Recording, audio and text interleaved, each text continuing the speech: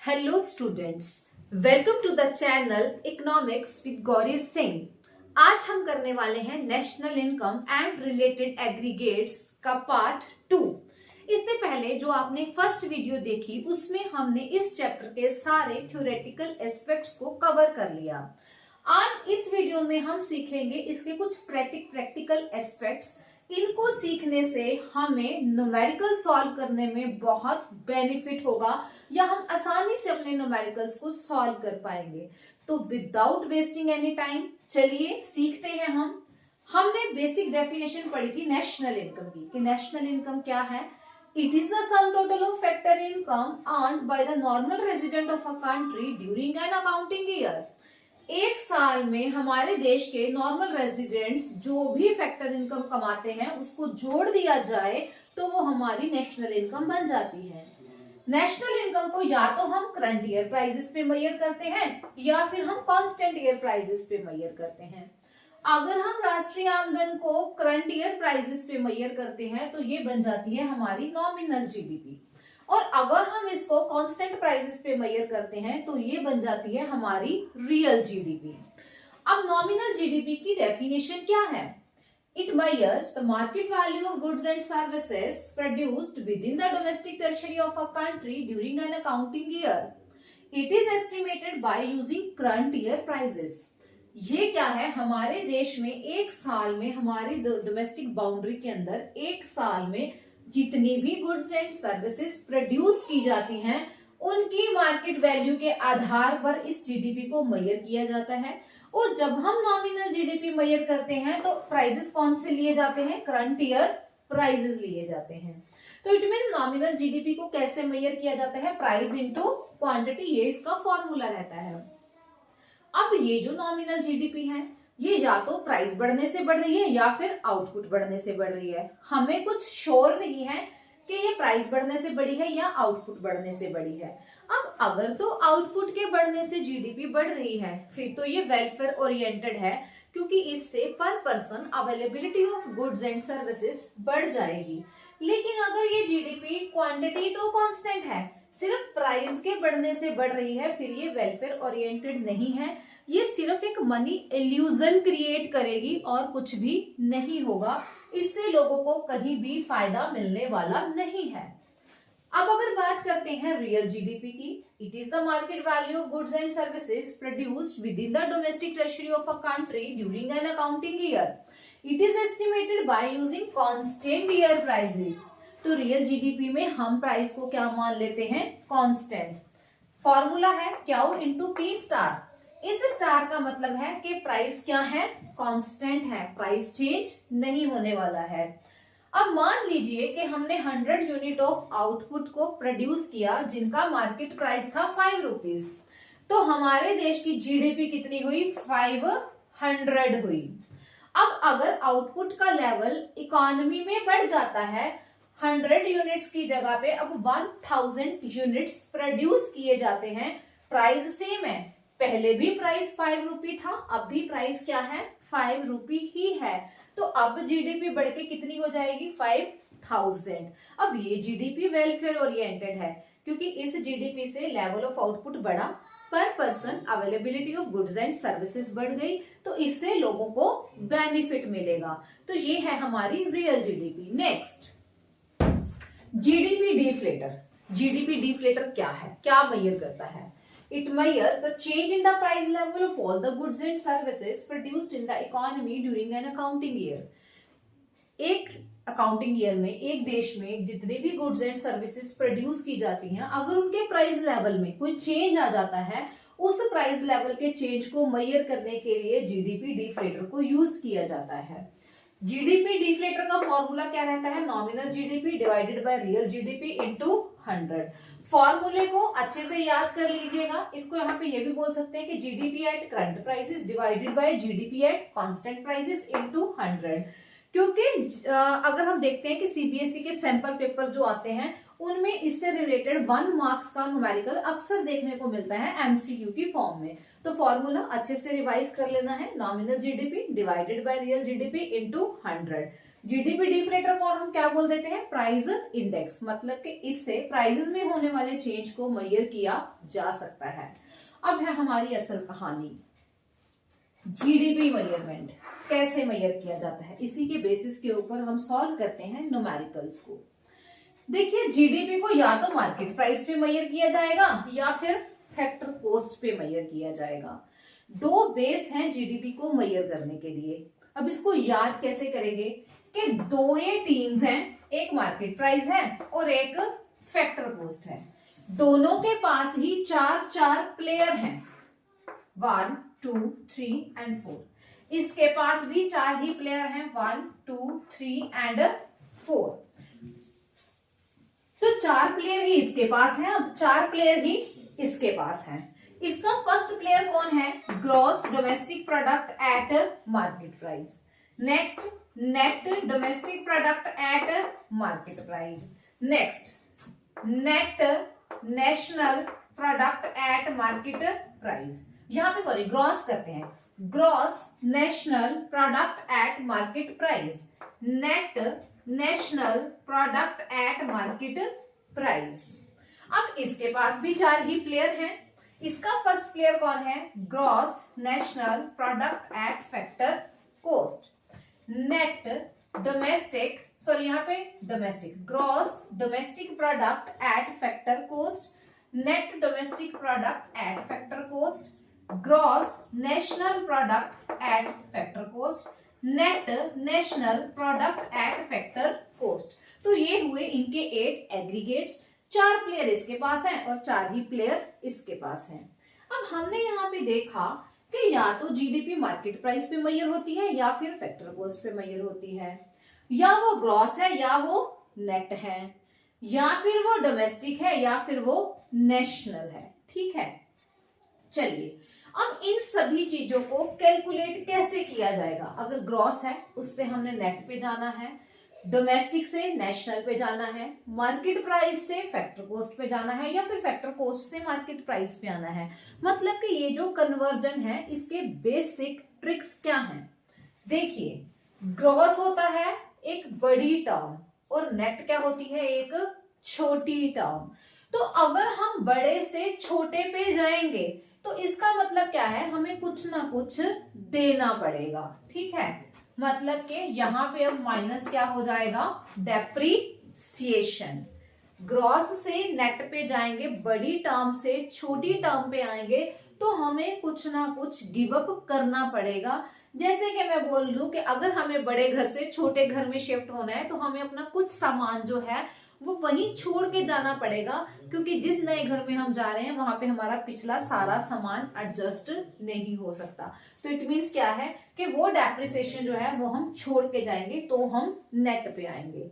अब अगर हमें नेट से ग्रॉस पे जाना है तो हम क्या कर देंगे, डेप्रिसिएशन को प्लस कर देंगे। ठीक है, चलिए नेक्स्ट डोमेस्टिक और नेशनल का कॉन्सेप्ट देखिए। डोमेस्टिक है सिर्फ हमारे देश की बात, और नेशनल क्या है, हमारे देश के साथ साथ और जो rest of the world countries हैं वो जब हमारे साथ जुड़ जाती हैं तो हमारा कॉन्सेप्ट क्या बन जाता है, नेशनल। इट मीन्स डोमेस्टिक एक छोटी टर्म है और नेशनल क्या है, एक बड़ी टर्म है। तो जब हम छोटे से बड़े पे मूव करेंगे तो हम क्या करेंगे, कुछ ना कुछ ऐड करेंगे, क्योंकि हमने छोटे से कहाँ मूव होना है, बड़े पे मूव होना है।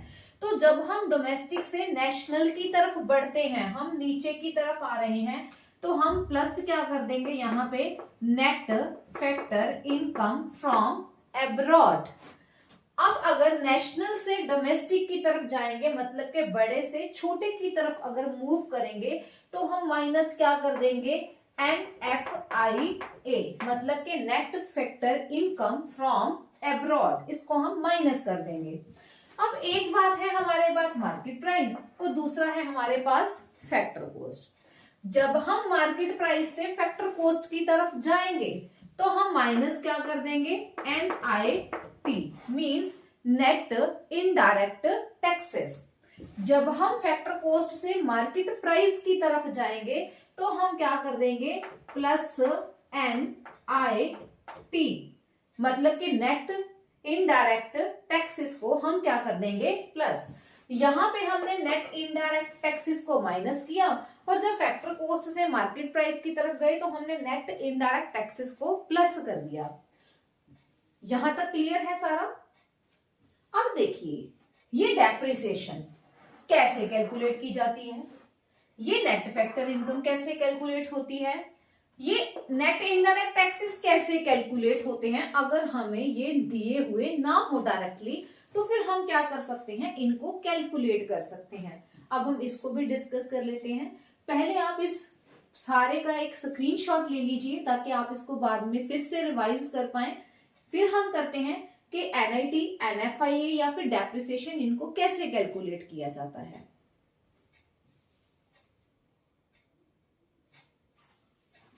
चलिए अभी बस इतना सा ही बोर्ड काफी है, इसी से हमारा काम चल जाएगा। चलिए सबसे पहले हम देखते हैं कि डेप्रिसिएशन को कैसे कैलकुलेट किया जाता है। Value of the asset divided by life span. ठीक है, एसेट मतलब कि कोई मशीनरी, क्योंकि फिक्स्ड एसेट में ही डेप्रिसिएशन आएगी ना। मान लीजिए कि अब हमारे जो एसेट की वैल्यू है वो है 10,000, ठीक है, और उसका लाइफ स्पैन जो है वो क्या है 5 इयर्स। अब 10,000 को 5 के साथ डिवाइड करके हम क्या कैलकुलेट कर सकते हैं, अपनी डेप्रिसिएशन कैलकुलेट कर सकते हैं। अब नेक्स्ट आ जाता है हमारे पास NFIA, मतलब कि net factor income from abroad. इसको कैसे कैलकुलेट किया जाता है, फैक्टर इनकम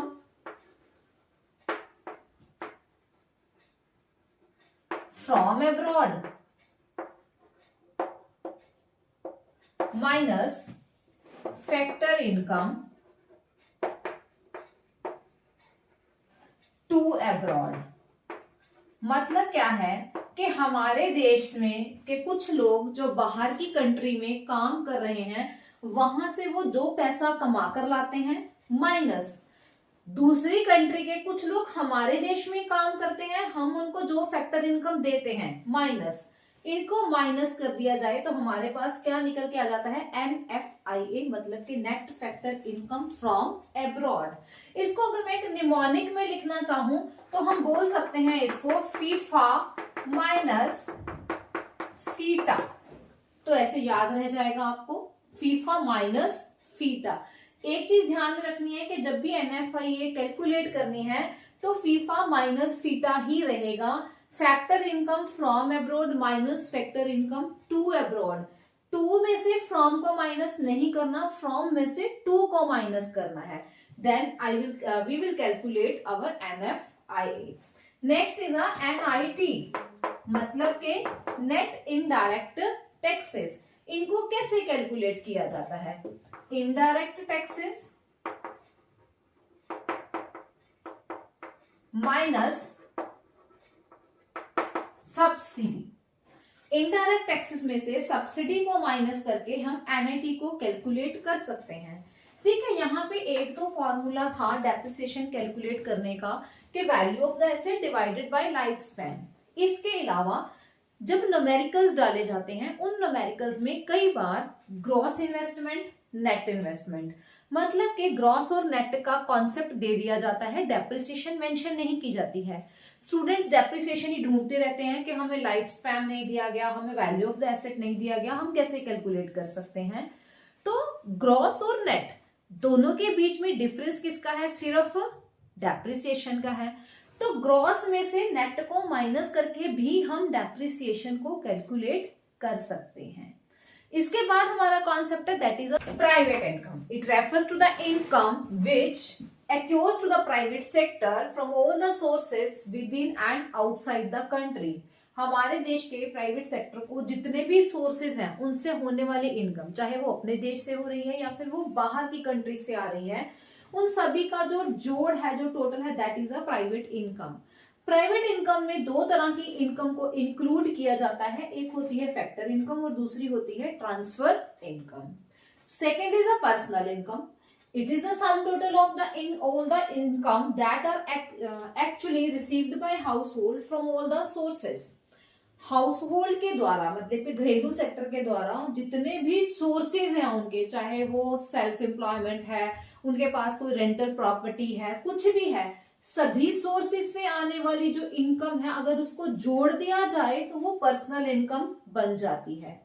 नेक्स्ट कॉन्सेप्ट है हमारे पास, that is a personal disposable. अब डिस्पोजेबल इनकम, डिस्पोजेबल वर्ड का मतलब क्या है, खर्च योग्य।